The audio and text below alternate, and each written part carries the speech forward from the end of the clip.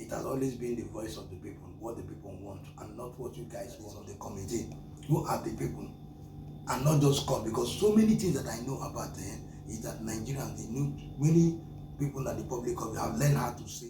They never understand it. It's Jimmy Whitey.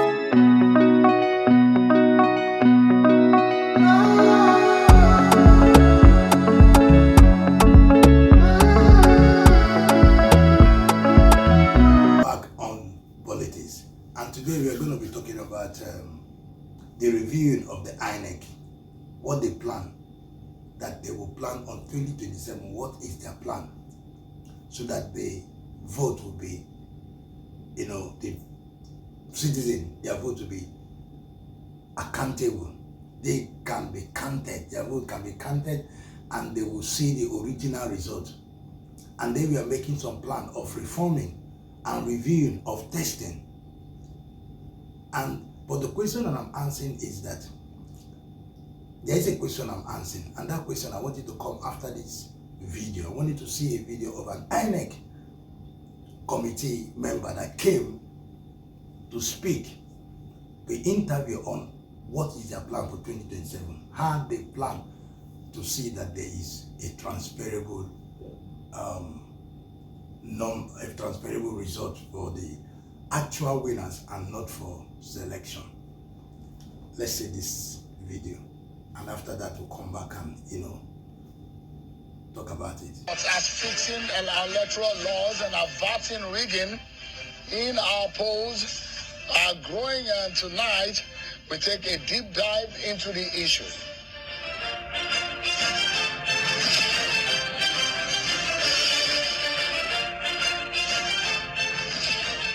The governor of Anambra State, Chukwuma Soludo, says he cannot now disown his long-term friend, President Bola Tinubu. He has given kudos to this government's economic policies.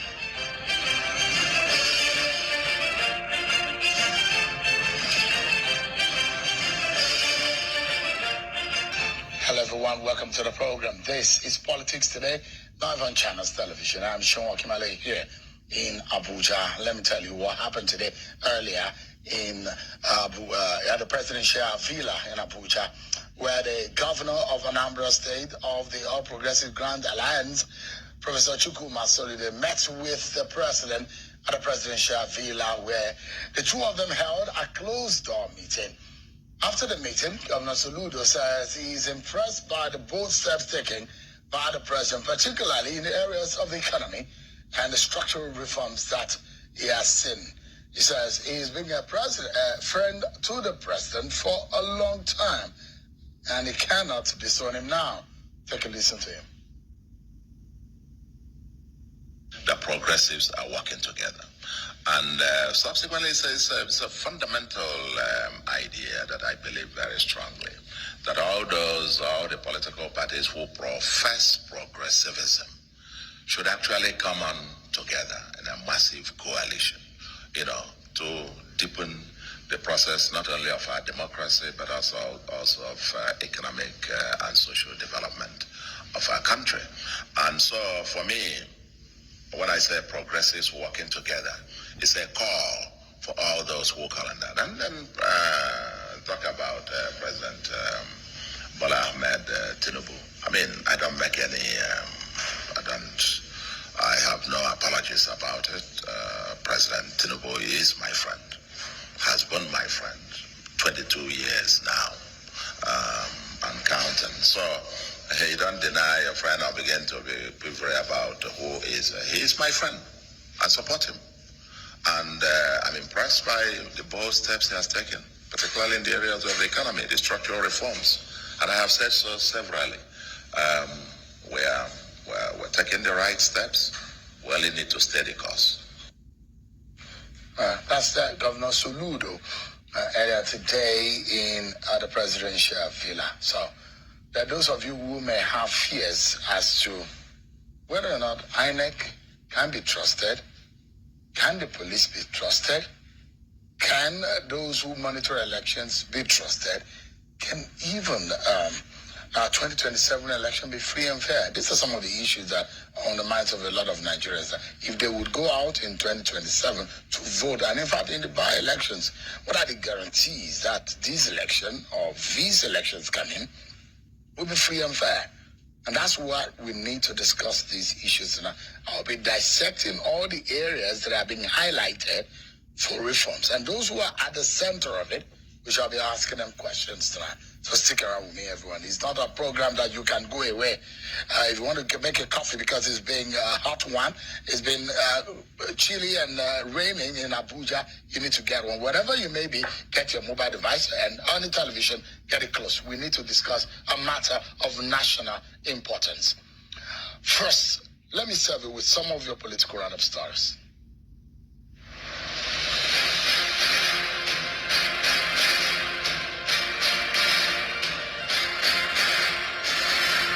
The Minister of Youth Development, Mr. Olawande Ayodele, has identified the urgent need to invest in youth innovative ideas, describing it as the needed catalyst for national development. Mr. Olawande said this at the 2025 International Youth Day celebration in Abuja. According to him, it is impossible for Nigeria to build a better tomorrow without properly engaging the innovative minds of the youth, who represent the largest population of the country. Let us take this future of this country into our hands. Let us believe in ourselves and let us believe that we can do it. Our doors are open. Ministry of Youth are open like never before. To listen to you, to support you, to empower you. The Ogun State chapter of the Social Democratic Party has declared the People's Democratic Party's governorship aspirant and chieftain of the party in the state, Jimmy Lawal, as an imposter and a persona non grata. At a press briefing held at the party's secretariat in Abeokuta and addressed by the deputy state chairman of the party, Olushola Koka, the party says Mr. Jimmy Lawal has never been a member of the party in the state. The party accused him of embarking on activities inimical to the constitution and dictates of the party, despite being a member of the African Democratic Congress ongoing alliance. The party also accused him of illegally manipulating the party's membership card without the knowledge of the leadership of the party in the state. When the organizing secretary of the party said, show us your party cards, everybody flashed the party cards. Whereas they are not in our register. How did they get the party cards? They said it was from Jimmy Lawal. So, we don't know Jimmy Lawal in our party. And still in Ogun State, the government has denied the purported stealing of the residential home and hotel of a former governor of the state and senator representing Ogun East Senatorial District, Otumba Gbenga Daniel, all in Shagamu area of the state for eventual demolition. This declaration was made by the State Commissioner for Fiscal Planning and Urban Development, Mr. Tunji Odunlami, at a press briefing held at the Olusegun Oshoba Press Center in Abeokuta. He said this is a reaction to claims by the spokesman of the Senator, Stephen Oliyede, while speaking with journalists in Shagamu, where he alleged that the incident is politically motivated. The state government has, however, appealed to the former governor and his representatives to submit their documents for verification as stipulated by the excellent laws of the state on fiscal planning and urban development. Technocrats, they are not politicians. And what we are saying is, I personally, I believe the issue is not even about who heads INEC. It is about who conducts the election. The day of the election, no INEC staff is on ground during the major electoral process. The election gone. No INEC staff. They are all ad hoc staff. They are your children, your NYC corpers. They are the one that takes care of the PO, assistant PO, and these are the people that makes or mere the election. But let's say this and let's get it clear. Honorable, making laws is not about the feeling of those who make it. It's about the interest of those who law governs. Sure. When Nigerians say this is what we want. What do you mean when Nigerians says? What we are saying is we get input from various quarters. It's not the loudest noise. What? It's not the lightest noise that is majority. Because which one? No. Sometimes some people can. In the National Assembly, Honorable. No. The loudest noise gets the votes. No. What we are saying, no, it is the numbers of people that makes the noise. Yeah. It's not just because it's loud. It is a number. It's the echo that you look when you look at voice votes. So what we are saying now is that we have input from various quarters. Are you satisfied, Honorable, that recent appointments, about 3 or 4 of them, they said to be card-carrying members, those who have won the T-shirt of political parties, who now go ahead to conduct election in areas they have interest? Is that okay? Let me tell you something. Look, you must talk about people who have knowledge, because sometimes you think you bring technocrats. Even in governance, some people say, "Oh, bring technocrats." How many of them can blend into public service? Yes, they might be very good in their own private sectors, but how many of them can blend into public service? So it's about capacity. It's about who has the interest, because we are not going to start forcing people. But so you don't agree that no, it's not what about. It's the number that I said is the inputs that we get. Mm-hmm. Is the inputs that we get. But you don't seem convinced that we should change the No. You see, if at the end of the day, if majority, that's why I said when you are talking about majority, it's not because some people are saying the same thing, same people saying the same thing. But you get when you have 50 samples and like 28 is saying something, and 22 is saying another thing. Yes, if 22 is so loud than the 28, that doesn't mean they have the number. Honorable, yes, this is part of the input. I can bring you memos that people brought. Are you a fan of football? The football game? Sure. You are. What team do you support? Man City. Oh, that was a shame. On all teams in the world support Man City. But anyway, there are... That's the team that has the highest trophy within the last 15 years. 5, 6, no, don't say 15. 5, 6 years ago. From 11, don't let 2010. You might not from win. 2010 to today. You might not win. From 2010 to today.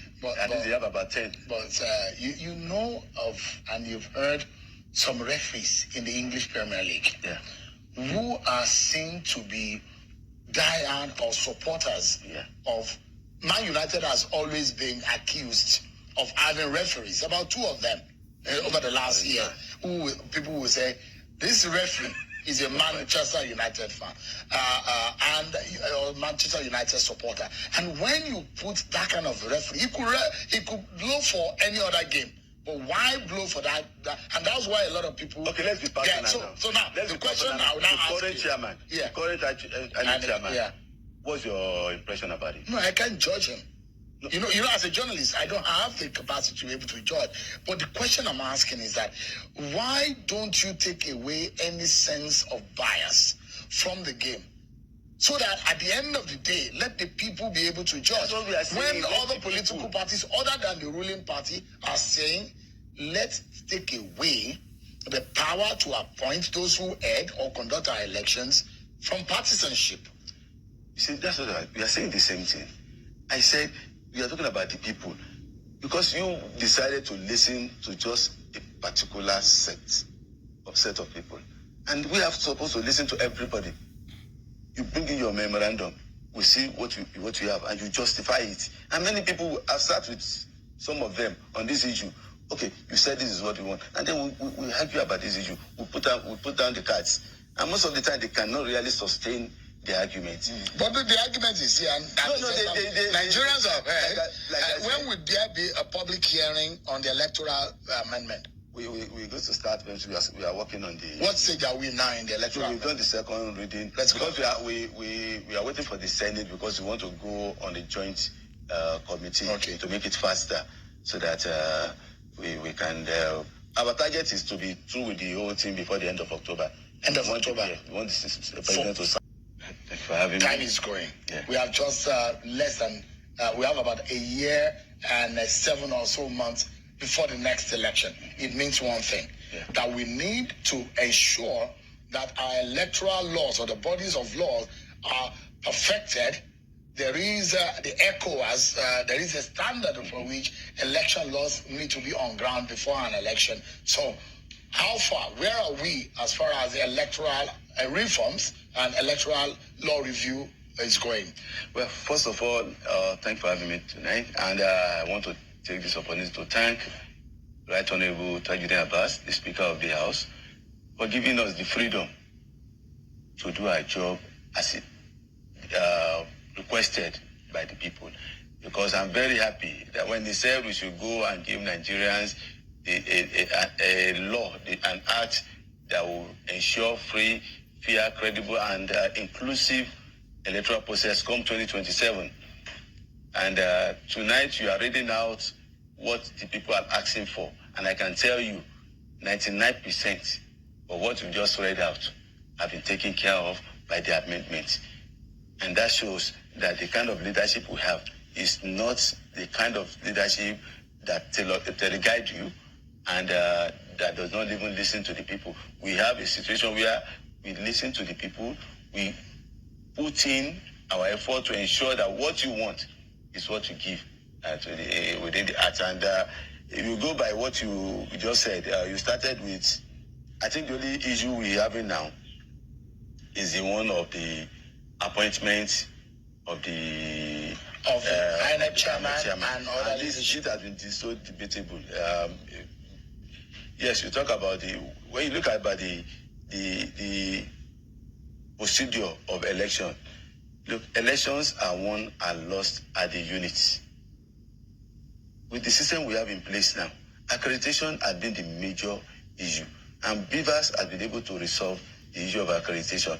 When it comes to appointment of INEC chairman, before that is even arrived at, it has gone through various evolution changes from what you've used before to what we have today, and we've gone through a lot of interaction with different groups, and from what we have, it's not just the president that takes that decision; it's even with the Council of States, and these are people. If you go through you say in discussion. No, the president takes a decision. He seeks the consent of the Council of State. But it's no. It's something you over the years. I mean, the president meets with the Council of State. That's why the issue of appointing university lecturers and all this are part of the issue to ensure that you have neutral people who are not politicians.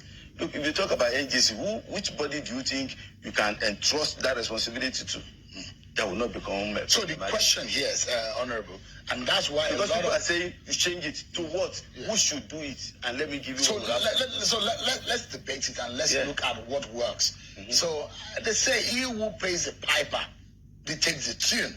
Is it possible for someone to appoint someone and not listen to the person who appointed? I gave you the example the last time. Yeah, the issue of Jega and Jonathan. Yeah, Jonathan appointed Jega, and he lost under the 2015 election. But the question here is, there are those who say, if you look at the Constitution, where it says the president needs to consult the Council of State, the Constitution did not say he needs to seek the permission. He needs to seek the approval. The president, in fact, when it comes to NEC, for example, the National Economic Council meeting, give me alternative. No, we are having a conversation in front of. What are those things that Nigerians have been telling you? You see, there are those who are saying some said use the civil societies.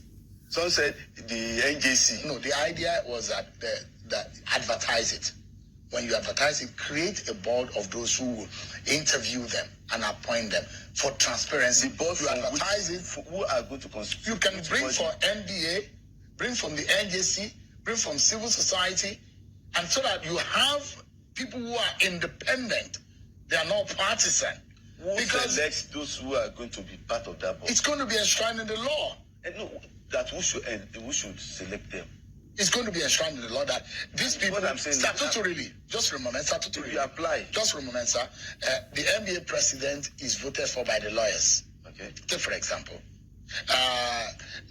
if, for example, we have coming from the NJC, so the chief judge of Nigeria is supposed to be seen as unbiased. So if you have 7, 8, 9 people, maybe in odd numbers, who come together, interview, and sit on the appointment of such people after it has been advertised and there's a shortlisting, Nigerians will know that this has come from a fine and a refined process. So that's what Nigerians are asking for. Not a sitting partisan president from a political party appointing who will then now conduct his own election. Even in Ghana, they have members of political parties in their own electoral body. Ghana is not Nigeria. No, We have peculiarities. when you are citing an example, you cite this example. When we see good thing, we take it. You see what we are saying? Yeah. Look, the day you make NJC an interested party that will decide, then fighting for the office of the NJC will become another tug of war. You see, we know ourselves. Even as of today, NJC have problem in their own elections. Even NJC, they are still in court in some of their elections. Look, and if you're talking about civil societies, what happened during the last one, when you cannot even differentiate NLC and Labour Party? You see, when civil societies themselves have become political parties, everybody is biased. And that's where the issue of the lecturers came in. Let people in the academia take over this situation. Most of the commissioners and all these people are... So there has been a lot of speculations lately and a lot of talks in some quarters about the President Bola Tinubu, and those who said some of his schedules were cancelled for some days now. But today, the pictures emerge of the President taking a walk from his residence towards his office. The President this was before the President met with the governor of Anambra State, Charles Soludo. The President is seen working alongside his security and some of his personal aides who accompanied him or walked with him from the residential quarters of the presidential villa towards his office.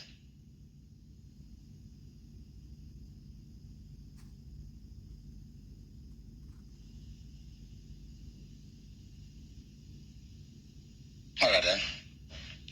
Let's tell you what happened in other parts of town in Abuja, where we saw today that in the Inspector General of Police, Kayode Egbetokun, met with Senator Abdulaziz Yaradua at the Force Headquarters in Abuja, where discussions centered on proposed electoral reform bill aimed at allowing early voting for police officers and other security personnel deployed on election duty.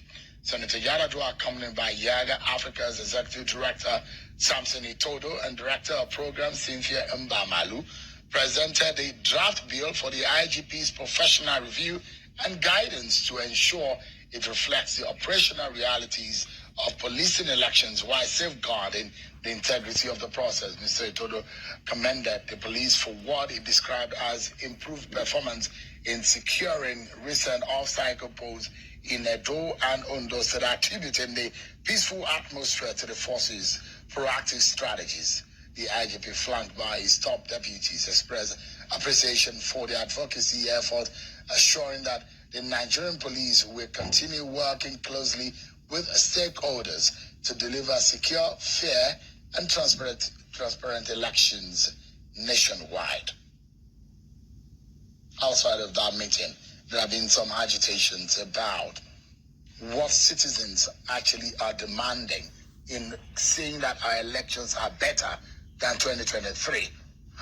Nigeria has experienced years of electoral malpractices, manipulation, fraud, ballot snatching, and poll rigging.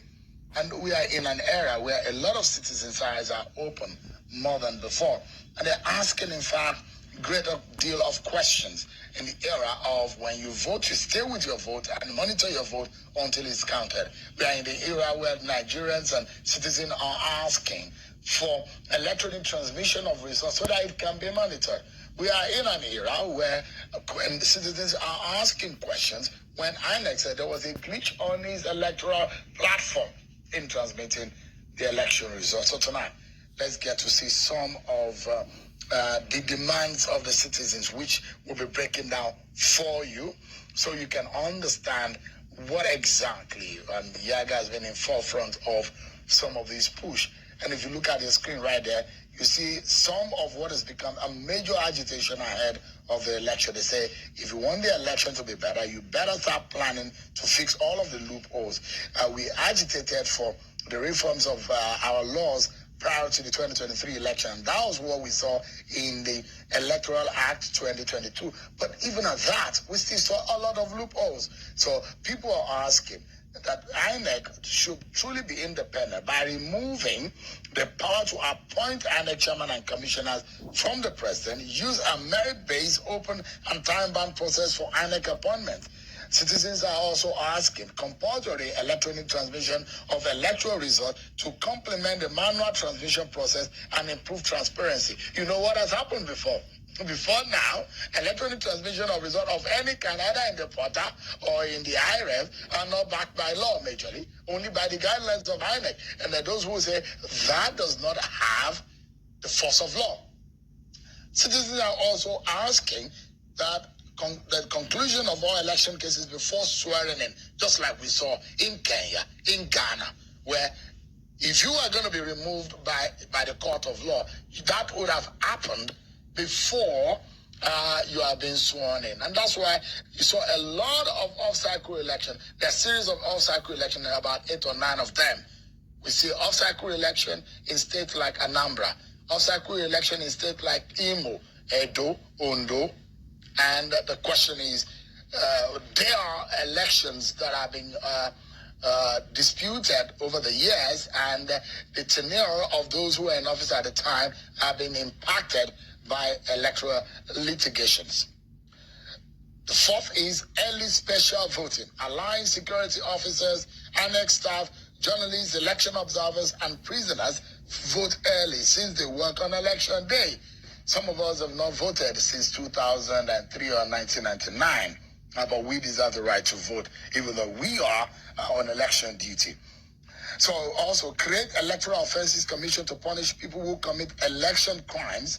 And the sixth one is allow electronic voter card and other ID, national ID, national passport, etc. for voting, since Beavers already has fingerprints and photos of registered voters. This will reduce voter disenfranchisement. And this is being pushed heavily by YAGA and their other allied organizations. So tonight I'm being joined by one of those who should be asking questions, holding him by the trouser, holding by his babariga, sometimes asking and poking him for the right answers. I'm being joined by Honorable Bayo Balogun, who is the chair of the INEC committee in the House of Representatives. Honorable, thanks so much for joining for the public hearing. So you have about 2 months left. Yes, the public hearing is going to be in September. We are going to do it simultaneously in the city political zone simultaneously. So you have the electoral reforms on one hand. Yeah. Because the reason why I'm asking is that there's a constitutional amendment. Yes, they've done that here. You see, part of what we are saying is some of these issues people will ask for from the electoral act is that there must be consequential amendment of the constitution. So now the reason why I'm saying that I'm asking this question, which is procedural and it's also overlapping. Yeah.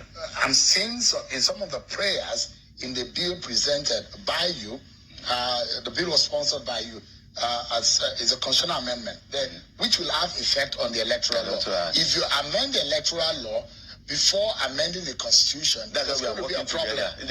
So it means that the constitutional amendment needs to come also faster. Yes. Which is looking like a delay, because constitutional amendment comes almost in the 3rd year of the 4th year of No, they are concluding their own latest by December.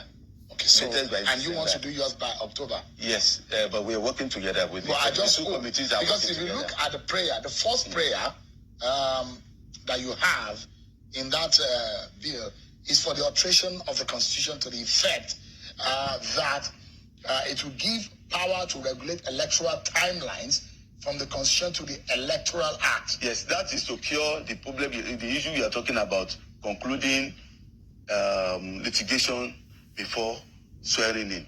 Because if we don't do that, because as it is, the constitution gives 150 days between the day of election and swearing in.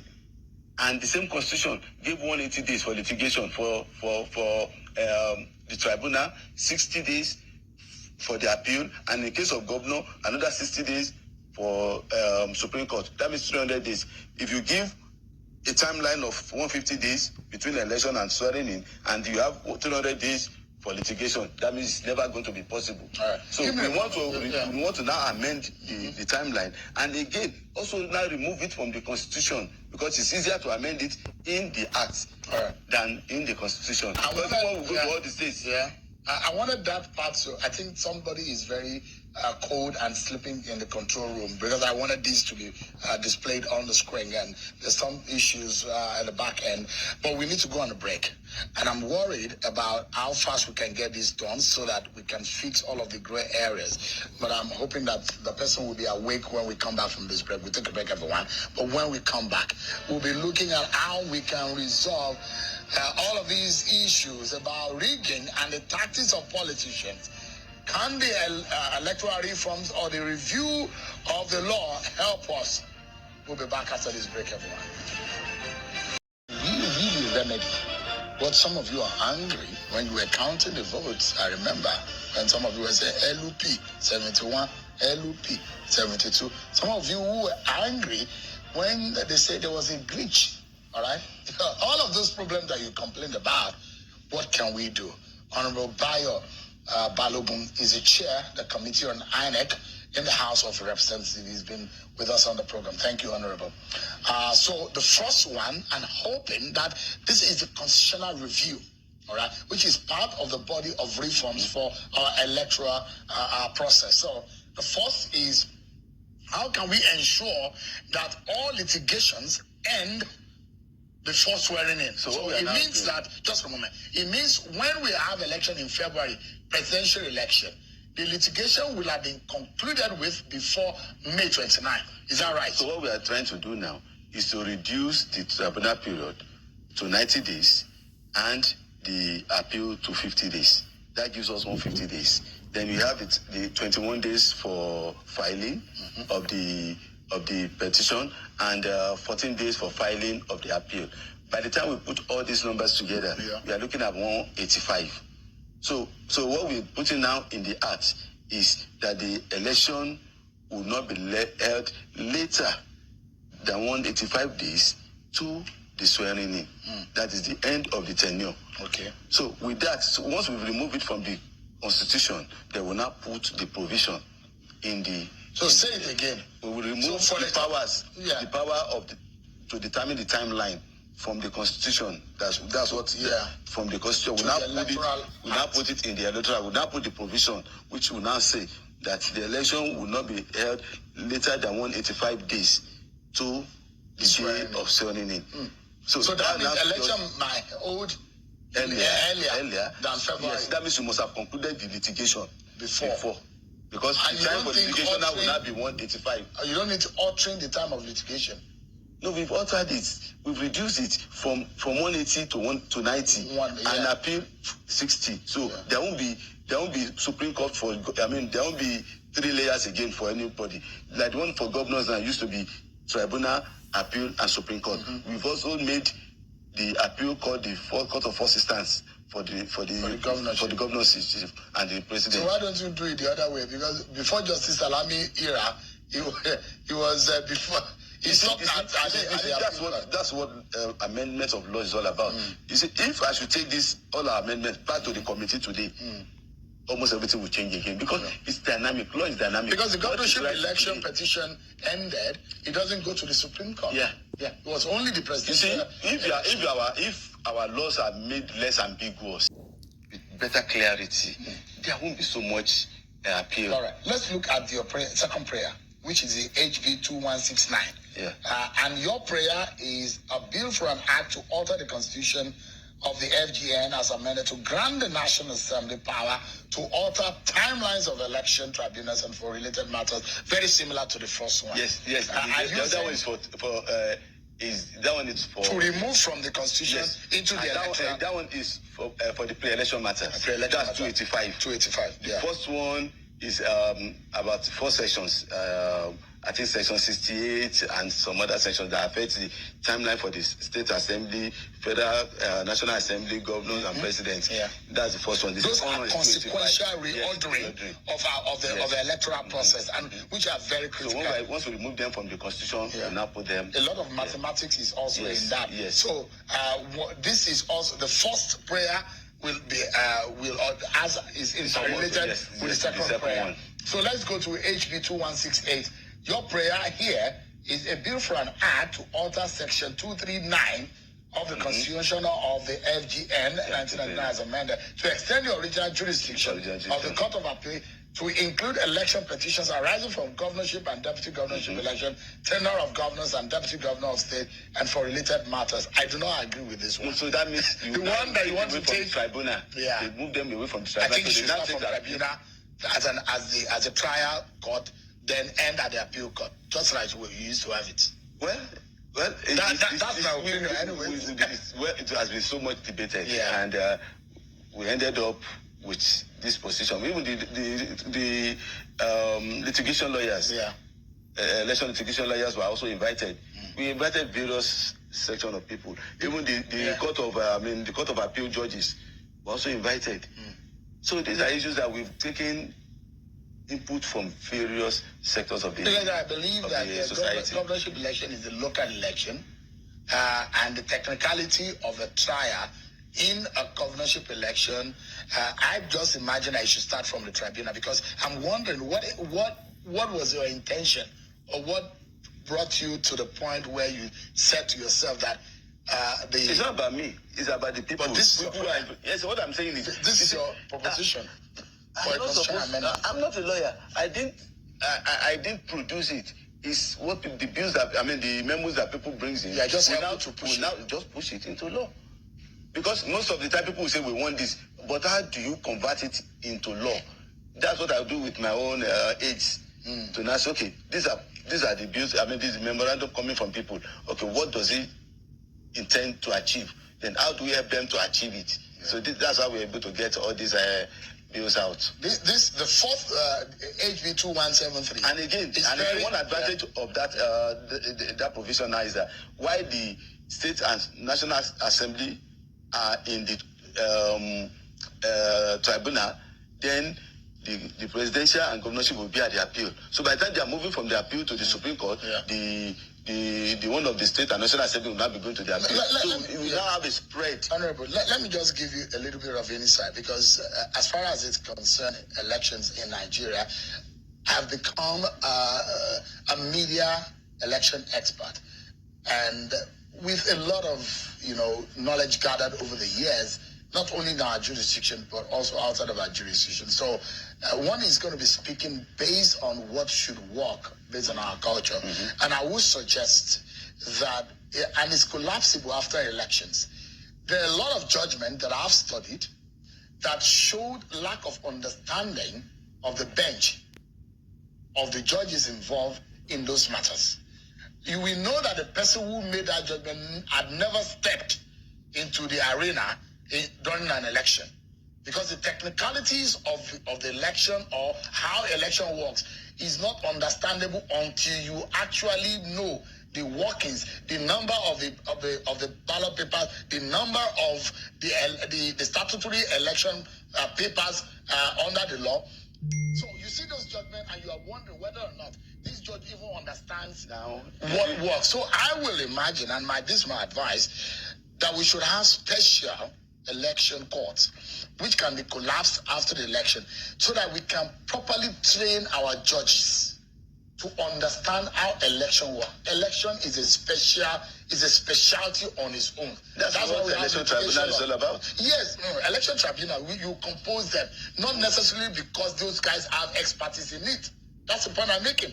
So if you decide, especially in the appellate and at the Supreme Court, you decide on special judges who have specialty or knowledge of election, it will help our jurisprudence. Yes. That's just my point. Yes, so if you can take that into cognizance, it will help us. I think that's really valid, because you cannot act out of experience. When we were talking about the issue of our opponent the other time too, I said, look, election is not just what you bring just anybody.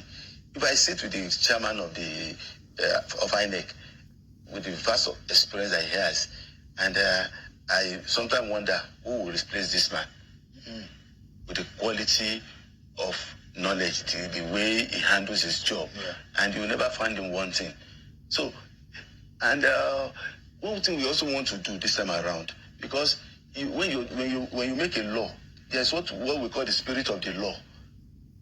One, we want to make sure there's less ambiguity in the law, which is very clear. Because when it's ambiguous, that's when some judges will take different stands. Because when you look at some law, you know that yes, you've given room to people to use discretion. But so you should be so explicit. So that's what some of the major amendments we are making now to ensure that every line has a single meaning. And again, by the time we finish, we want to sit with the judiciary to discuss some of these issues. Why did you make this law? What is the spirit behind it? So they know, so that Judge A and Judge B will be on the same page when they have a case. That's why two judges would give the same interpretation to the same section. The judgment, as far as our law, and even lawyers, you too, at least you are part of them now. If lawyers in this house, you start together on just one, and we give different opinions, and that's why it is important to train the judges.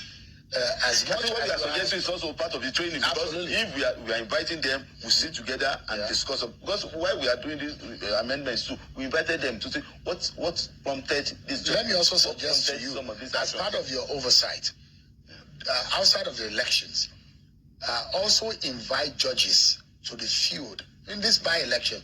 Let them come and see what goes on the field. That will also help them. That's a technical on-site. With the judicial commission. Relate with them because it's important. At the end of the day, the consequence of it is that aside the constitution and the electoral law, whatever the judges pronounce becomes part of our body of laws. So it's important that whatever they know is being translated into what becomes later that everybody will bow to and obey. So let's go to HB 2173. And this is going to be a very powerful one. The Almighty Section 285 is going to be amended here.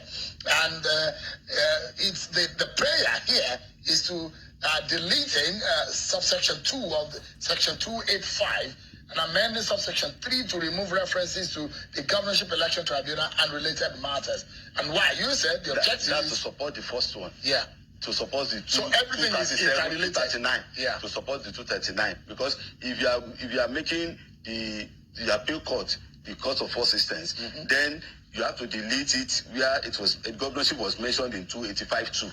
Yeah. You have to delete governorship from 285-2. So that was just done.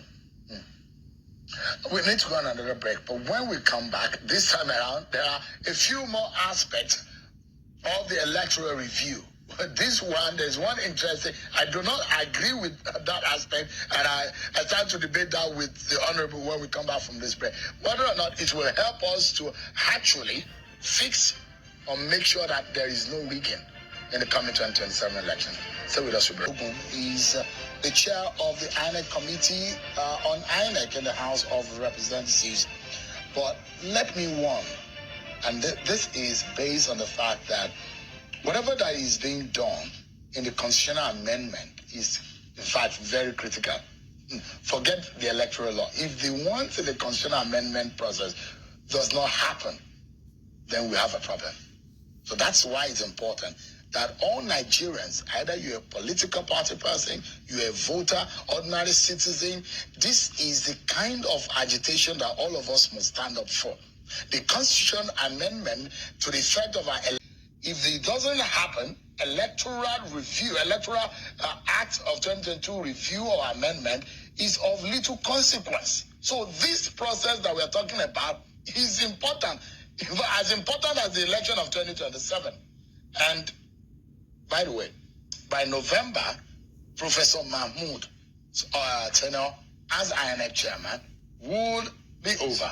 Yeah. What is NAS, the National Assembly, including the green and the red chambers? What are you doing to ensure that the next person will not be partisan? You see, that's one of the reasons why I said we should concentrate on other areas now, because this appointment would have taken place before the amendments. Or the amendments. So that will not now be taking the cart before the horse. So what I believe we should be doing, just like what you just done now, it's for serious advocacy on some of these bills, because some people don't even really take some of these sessions very seriously. I think we need to send copies of some of these amendments in even in the constitution and in the heart. So we're talking about the law. It's about them. Because when during the public hearing, if people don't turn out, because by the time after the public hearing, it is the view of the people that will determine the voting pattern during the third reading. Don't make the public hearing surreptitious. Don't do it. Spend money, advertise it. I'm challenging you and your committee, and that of the Senate. Haven't I sent it to you? You've sent it to all the media houses. Advertise it. Spend money to put it everywhere. The way you advertise all other your apologies, the jamborees, and this one is critical. Advertise this one. Let all Nigerians hear and see what some of your CS out too.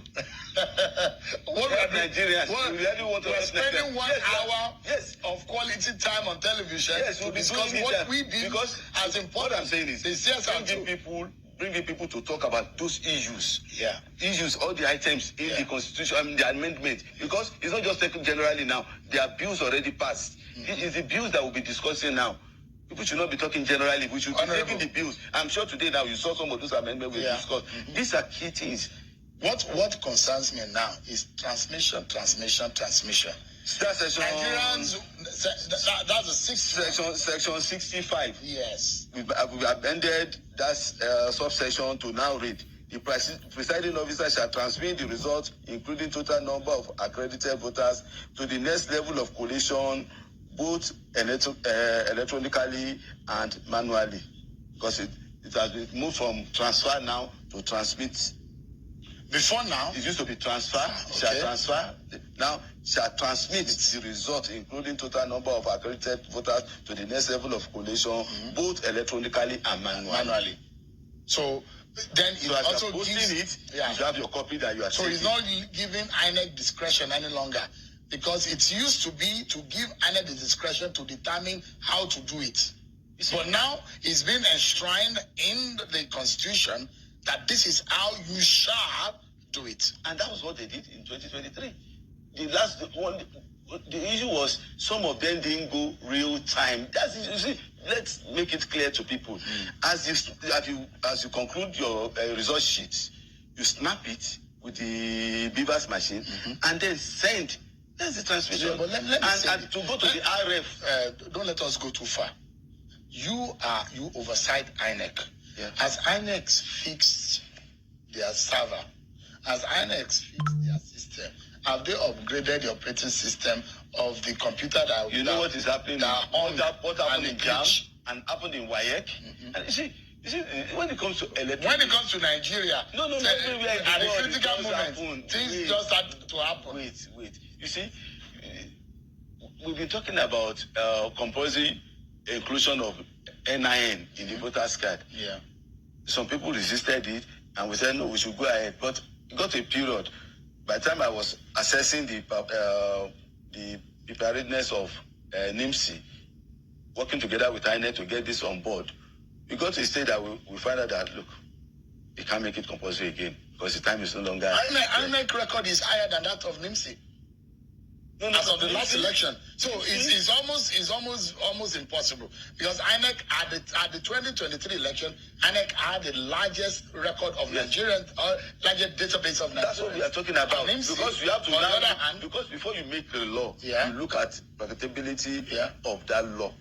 How visible is it? So we now say that. Okay. My question here is. You oversight INEC. You provide. You approve their funding. Have they fixed their system, their back end? Did you ask them the other time? It was like people were trying to hack. Have they developed the firewall not to hack it? We saw what happened in South Africa. In one room, on one dashboard, we were seeing results. In South Africa. I was there in South Africa. Yes. I was there. Yeah. In South Africa, they hacked their system. They could no longer use they had to in Ghana, they had to in Kenya. In South Africa, they have to move from electronics to manual accreditation. Because by 10 o'clock, within 2 hours, they started 7 o'clock, within 3 hours, they had problem. And they had to move to manual. If you do that in Nigeria, there will be crisis. But we agree, machines in fact, even the early vote in South Africa. But when Nigerians, let me tell you something, Honorable, and we'll close on let's just say this one. Let me say this one. Even the early vote that we are working on now, the storage where they kept their vote, there was an attempt to break into the storage. We'll go. I remember there was a year, and that's, I think, the re-election of Aregbesola in Osun State. There's what they call Okefia.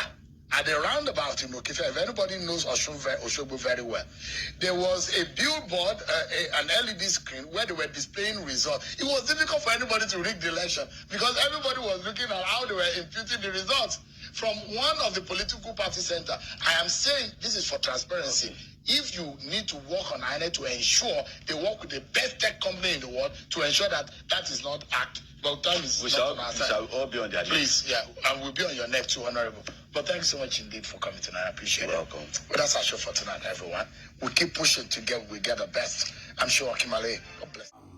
You guys have seen what the INEC committee member was saying, how he said they have planned to see that they do a testing and also not only testing it and also a hand counting and so many other things that he said about what they plan and the reason why they have gone to that. A lot of people, because people we are talking that there should be a selection of the INEC chairman, people that will be on the committee and people that will, they were both the judiciary, that they should make it, publicize it, advertise it, that Nigerian can debate on whom they want to be part of the committee or sit as this, because of all this hijacking of electoral committee and the electoral balloting and every other thing that goes on in that place. And they were putting a law in place of looting, of rigging an election. If election will still be rigged on 2027, and they have put a plan in place according to them that election, they are promising that the election will be that this time there will be a testing, a reviewing, and also a hand counting. But what Nigerians are talking about is that why don't they do it in a way that we will interview while the vote is counting, people will see it actually counting, because one, now they are, and there was a question that was sent, okay, what happened the last time that we were saying there were a computer problem?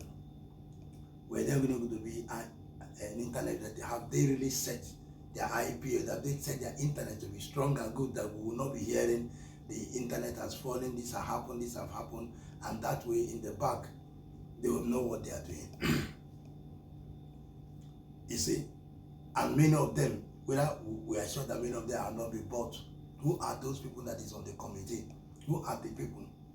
And not just come, because so many things that I know about them is that Nigerians, they know many people at the public have learned how to say sweet talk. They can come out and everything they say, they can put it on paper, show you, but that's not what they are doing. They are not doing that. And that is why whatever thing they show on paper, it does not take an effect. You will never say it take an effect. It's not happening. Go and see many times that the commissioner have said a lot of things, even state commissioner, many of the commissioners, IG, inspector have said a lot of decree that police should not do this, but go and see many police doing it.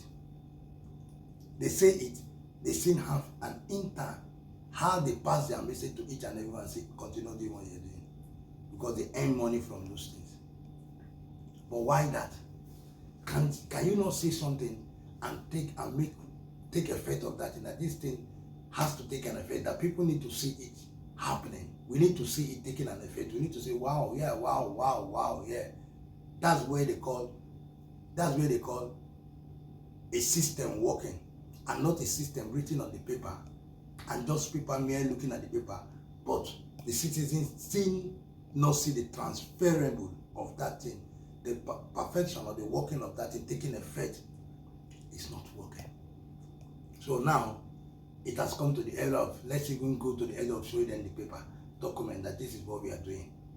But at the end of the day, they are not doing it. After showing today, you will never see them talk about that thing again. They will go on another thing or find a way of putting the confusion. Even when Nigeria want to ask question, what about this thing that you want to talk about? What is happening to it? Can we continue? That one is backlog. In diaspora, whether something is old, they talk about that thing. It starts to be talked about here. We need to talk about them. We need to iron them. We need to know the end of it. We need to know the end of every single thing that is happening in that place. We need to see the end of it. It is not just one. We need to see every single thing here. That's the way it works. And that's the way it definitely should work. I do not know. I'm just answering. I'm just saying. Because I know that quite well that it's work like this and like that. That's the way it works. Okay? That is the way it works. And it has always been the voice of the people, what the people want, and not what you guys want. What the people want. And I do not know how you guys... Now, I wanted to answer a question. Those people that you went and you said you invited, you talked about, and they gave you, it is not about the voice, it's about this and that. Was it transferable? Was it public? Was this publicized? Because everything about diaspora, about other people, is publicized. It's always open. Everybody used to see it, even when they're interviewing the mayor, the prime minister, whoever that's in office, is always public. People always have the chance to contribute to it and say something, and it's always put on board. Democracy is not for you people, it's for the people. It is for the people, so that things will be easy for them, so that they can be able to, say what they want and also prove their right, also exercise their right as a citizen of a country. That is the reason for democracy. So I do not know what people call democracy. I do not know how you can see it, but I'm telling you that if it's not follow the way of the people, there is nothing like democracy. So we are just like in this thing. So, it's so pain me that when, it's not another thing again I want to say, when Nigerians that are suffering like other Nigerians are being selected into their government and they start seeing money, they will now start saying this, singing in the same language with those people. Yeah, they will start saying the same word. They will start supporting them. Who? I don't want to call him, but one of the actors who get into Desmond Elliot was in that guy. Let me even got into that place that was saying something, but when he got into the parameter of Tinubu, they score, he begin to sound like them. He's beginning to be like their little bit and say the same thing. Even when he come on all this youth, that has nothing to do, we don't blame you. He said it, all this youth that has nothing to do. You can't imagine, because they voted you, you have something to do now. These people, and the foolish part of it is that they buy you people with the money that they are stealing from Nigeria. They buy you people, give you people the money. Each of you to stand and say, no, this money belongs to Nigerians. It has to go back to Nigeria, and you people join them and begin to sing like them. So the question is, who is the right person for Nigeria?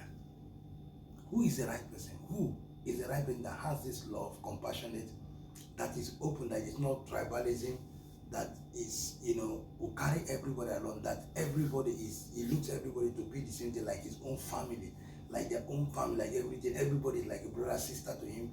He does not look down on anybody, he loves every single. Who is that person? It's only God that can bring that person for us. But for now, we are just floating. Everybody's hustling. Nigeria is hustling for them. Alright. But people have forgotten that after a hustle, there is death too. How many people? All the people that have fought for Nigeria, where are they now? Where are they? And the ones that have eaten enough, where are they? And do you think that you will be the one that will last forever? No, you too will join all of us. Everybody. So that's why it is good to leave everything for everybody to be eating and enjoying. At least everybody will have something to say. At least when I was in this country, I enjoyed it too. I think I've come to the end of this show. Subscribe, comment, and like this video, please. I know you guys are enjoying. And because here is update, and here we are here to put correction to the government. And to as many things that we need to put correction to. Anyway, thank you very much, and I will see you another day. For today, we have come to the end of today. Tomorrow is another day. I will see you tomorrow. God bless you.